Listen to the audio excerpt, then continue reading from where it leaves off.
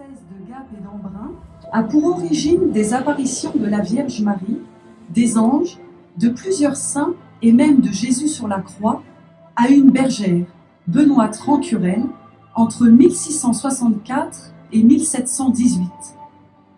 C'est le lieu des plus longues apparitions du monde, 54 années. Il est aussi l'un des 5 lieux d'apparition mariale en France reconnus officiellement. Ouvert à tous les jours de l'année, il accueille des personnes désireuses de prier et se ressourcer. L'animation spirituelle est assurée par des prêtres du diocèse, des sœurs et une équipe de laïcs. Plus de 170 000 visiteurs français et étrangers y viennent chaque année. Venez à moi, vous tous qui peinez, et vous trouverez le repos. Ces paroles du Christ se concrétisent véritablement ici. Les gens viennent en vacances, ils viennent se reposer, ils viennent s'apaiser. Ils viennent aussi trouver au sanctuaire du Lot, je dirais, une réunification de tout leur être. Au cours de l'année, ils s'éparpillent beaucoup, et voilà qu'ici, ils vont pouvoir se recentrer, ils vont pouvoir se retrouver eux-mêmes, et c'est aussi l'œuvre de la réconciliation. Notre-Dame du Lot est un lieu où la paix vous saisit. Une paix bienfaisante que l'on reçoit comme un cadeau du ciel, comme une invitation à faire une démarche spirituelle. Le cœur de l'expérience spirituelle du Lot, c'est que le ciel nous veut du bien. Et quand on se rend compte à quel point Dieu veut notre bien, on a aussi envie de faire du bien. On a envie que ce bien que l'on reçoit, on le partage aux autres. Pour comprendre le Lot, levons les yeux. Luminosité qui appelle à faire la lumière sur sa vie, nature omniprésente qui incite à contempler. Pèlerins ou visiteurs, le nouveau venu arrive au Lot comme on entre dans un refuge. Le sanctuaire Notre-Dame du Lot est un petit peu comme le chemin de Saint-Jacques de Compostelle. Les personnes qui le parcourent le font pour des raisons très variées, certaines pour une véritable expérience spirituelle, d'autres pour se retrouver un peu elles-mêmes ou pour laisser la nature leur parler. Eh bien, au sanctuaire du Lot, nous avons des personnes qui viennent pour participer à tous les offices de la journée, d'autres qui vont surtout profiter de la beauté du paysage et rentrer plutôt dans la basilique lorsqu'il n'y a personne. Nous respectons bien sûr cette démarche et elle est véritablement un signe que le Lot est fait pour tous. Quelles que soient les convictions de chacun, quelle que soit la pratique religieuse, tous peuvent trouver au Lot du réconfort et un appel à avancer et à aller plus loin. Laissez-vous réconcilier. La réconciliation atteint son sommet dans la confession sacramentelle, mais elle rejoint aussi toutes les dimensions personnelles et relationnelles de notre être.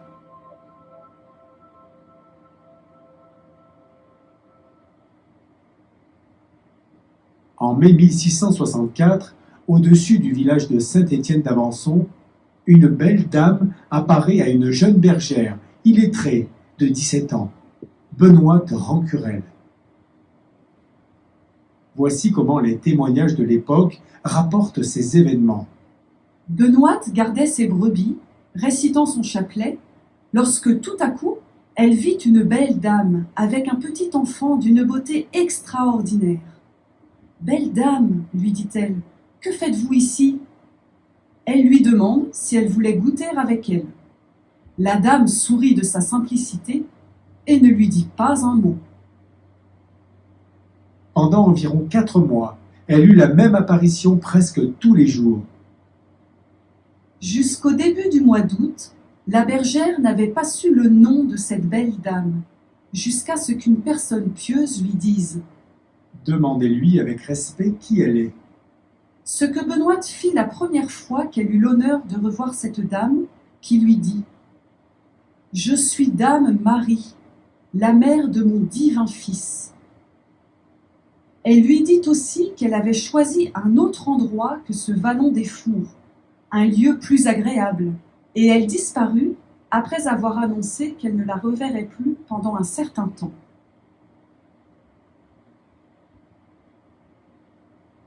La bergère reprit sa vie ordinaire, mais un mois plus tard, le 29 septembre 1664, Benoîte voit sur la colline de Pindreau une grande lumière. Elle traverse le torrent et gravit la pente. La belle dame l'attend, rayonnante, et lui dit « Suivez le chemin du lot, vous y trouverez une chapelle d'où s'exhaleront de bonnes odeurs. Et là, très souvent, vous me verrez, et très souvent, vous me parlerez. » Benoît s'empresse dès le lendemain de gagner le lot. Elle se laisse guider par les bonnes odeurs annoncées et trouve la chapelle. La mère de Dieu l'y attend et lui dit « Je veux qu'on construise ici une église en l'honneur de mon cher fils. Beaucoup de pécheurs et de pécheresses viendront s'y convertir. » « Mais, belle dame, nous n'avons pas d'argent, répond la bergère.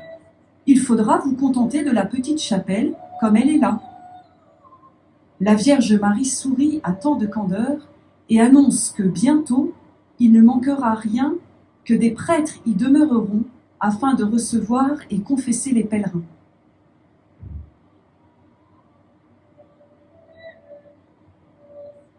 Cette chapelle de bonne rencontre sera le lieu privilégié des apparitions mariales, mais aussi des manifestations des anges, particulièrement celui que Benoît appellera le bel ange, sans doute son ange gardien, qui veille sur sa santé, la console ou l'avertit. Avec lui, elle vit son quotidien, lui parle en toute simplicité. Un jour, il lui demande d'être moins impatiente. Une autre fois, il l'interpelle.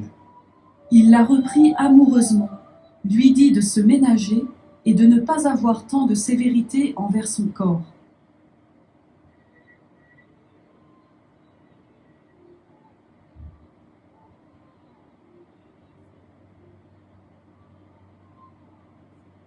Notre-Dame-du-Lot est ainsi un lieu de réconfort angélique, où chacun peut redécouvrir cette présence céleste bienfaisante à ses côtés. Benoît aura encore la visite de plusieurs saints, dont Saint Joseph, lui donnant des conseils pour mener son troupeau. Mais les apparitions qui vont la marquer davantage commencent en 1669. Se sentant poussé à prier au pied de la croix à l'entrée du lot, Benoît y voit Jésus crucifié qui lui dit « Ce que vous me voyez souffrir n'est plus ce que je souffre à présent, mais c'est pour vous faire voir ce que j'ai souffert pour les pécheurs et l'amour que j'ai eu pour eux. » Benoît aura 4 autres apparitions sur la même croix, aujourd'hui déposées dans une châsse à la chapelle du Précieux Sang. Les apparitions du crucifié ont été pour Benoît une invitation à s'unir au Christ par le don de sa vie comme laïque au service du sanctuaire. La bergère connaîtra ainsi une crucifixion mystique du jeudi soir au samedi matin pendant plusieurs années.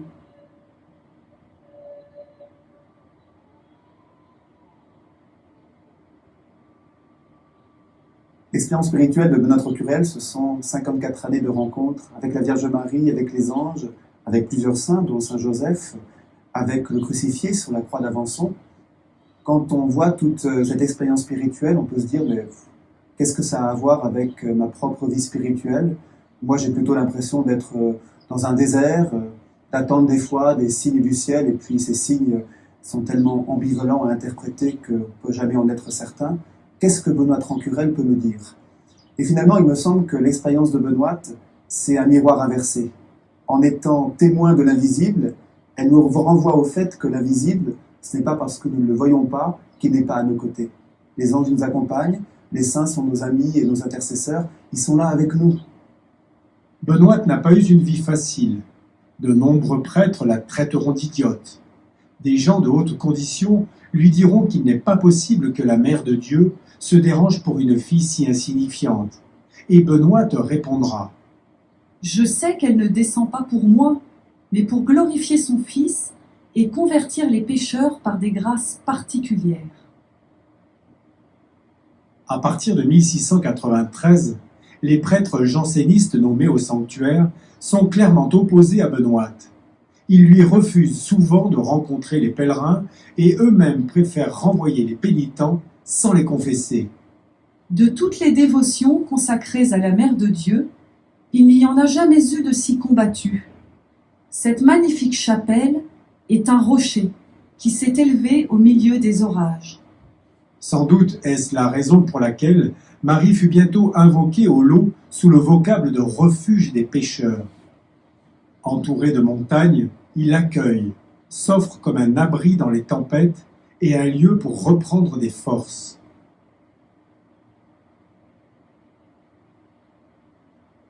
Le combat de Benoîte fut aussi spirituel.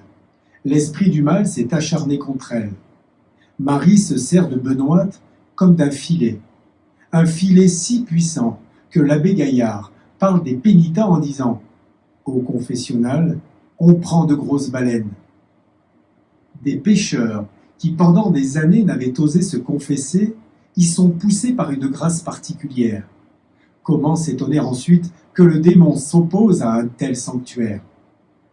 Benoît te révélera ses durs combats contre cet ennemi du genre humain et confiera avoir été souvent violenté par le démon. Mais à chaque fois, son ange la console, l'accompagnant de douces paroles ou de chants mélodieux. C'est sans doute là que Benoît a puisé sa joie rayonnante. Cette joie se communique. Sa présence réjouit chacun, console les affligés, anime les faibles, les timides. Sa communion profonde avec Dieu l'ouvre aux autres. Elle donne l'essentiel. À 12 ans, elle jeûne 1 semaine sur 2, distribuant toute sa nourriture aux enfants. Cette charitable fille ne pouvait voir souffrir ses pauvres enfants. À la suite du Christ qui a donné sa vie, elle se consacre entièrement au service des pénitents qui accourent au lot. Les manuscrits du lot nous disent que Benoît consolait chacun, elle lisait dans leur conscience, elle les envoyait se confesser, elle priait pendant qu'ils se confessaient, et donc elle apportait une espérance et une confiance très forte. Habitée par l'Esprit Saint, Benoît est assidue à la prière. Elle trace le chemin de la vie chrétienne ordinaire dans laquelle l'Esprit peut agir. Ce que Dieu a fait en elle, il veut le réaliser en chacun de nous. Sa vie mystique n'est pas une évasion du quotidien, elle ne se place pas au-dessus du commun des mortels. Bien au contraire.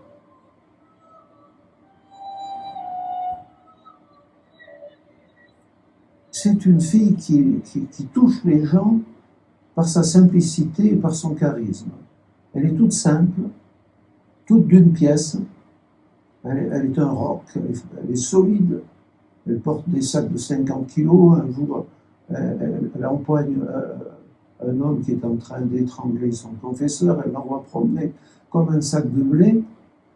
Et en même temps, c'est une grande mystique qui connaît des choses invisibles. Les 54 années d'apparition à Benoît nous sont rapportées dans les manuscrits du lot, 1775 pages regroupant les témoignages de 4 contemporains, un juge, un ermite et 2 prêtres.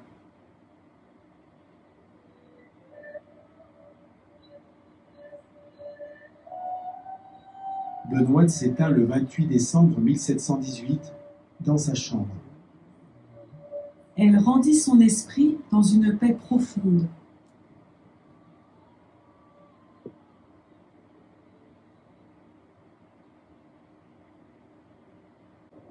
Situé en montagne, le sanctuaire favorise cette réconciliation en impliquant le corps. Les chemins qui mènent aux différents lieux d'apparition et d'expérience spirituelle de Benoît sont plus que de simples sentiers. Ils deviennent des parcours spirituels pour une prière vraiment incarnée. Les yeux contemplent la beauté et l'esprit médite sur le message du lot. Le chemin vers Pindreau permet une expérience d'apaisement.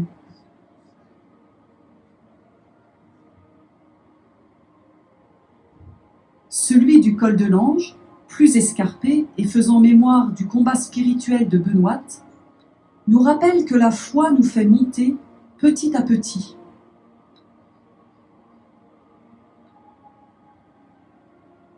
Vers le précieux sang, le pèlerin se prépare à déposer son fardeau au pied de la croix où Jésus se manifesta. Dans la chambre de Benoît, il peut s'unir à celle qui a tant marqué par sa simplicité. Mais c'est dans la chapelle de Bon-Rencontre, lieu privilégié des rencontres entre la Vierge Marie et les anges et Benoît, que le corps participe le plus à la démarche spirituelle. Dans la basilique, construite dans un écrin pour abriter la chapelle, le pèlerin est invité à monter à Bon-Rencontre. Il y trouve la vasque d'huile qui alimente la flamme, éclairant la présence réelle au tabernacle. Cette huile ordinaire, la Vierge Marie lui avait donné un sens. La bonne mère dit à Benoît que l'huile de la lampe du Saint-Sacrement, si on s'en applique, qu'on recourt à son intercession maternelle et qu'on ait la foi, on guérira. Depuis 350 ans, combien de corps, d'esprits perturbés, d'âmes en peine ont ainsi reçu des guérisons, des consolations. Le bureau médical du sanctuaire recense environ 70 guérisons physiques inexpliquées par an. Mais bien d'autres grâces sont reçues dans le secret. Il est très beau de voir les pèlerins s'appliquer cette huile et de le faire avec grande délicatesse, même sur un corps qui est souvent leur ennemi, qui est souvent porteur de souffrance. Voilà que les personnes sont obligées, pour ainsi dire, d'être tendres envers ce corps de souffrance et finalement de l'accueillir et de permettre de dépasser cette souffrance pour y reconnaître une présence du Seigneur. C'est la même douceur qui s'exprime dans une autre grâce sensible, ressentie par de nombreux pèlerins, les parfums. Agréables et puissantes, ces odeurs sont incomparables avec celles de la terre. Dans son livre sur Benoît, Monseigneur Di Falco Leandri témoigne avoir ressenti au lot en 2004 une odeur semblable à celle qu'exhalent les huiles saintes. Je ne peux nier que j'ai bénéficié des effluves qu'on dit advenir régulièrement au lot depuis les premières apparitions de la Vierge à Benoît.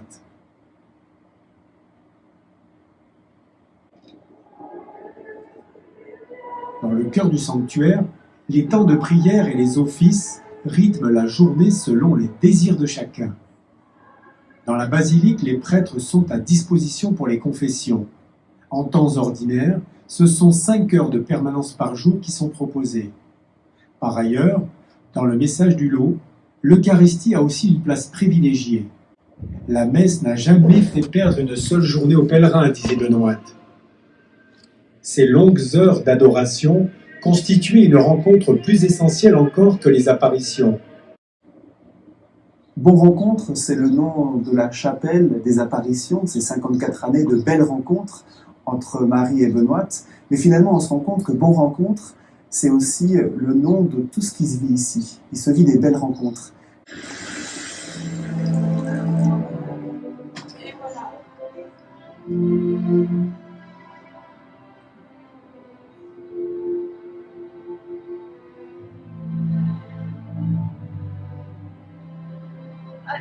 Allez,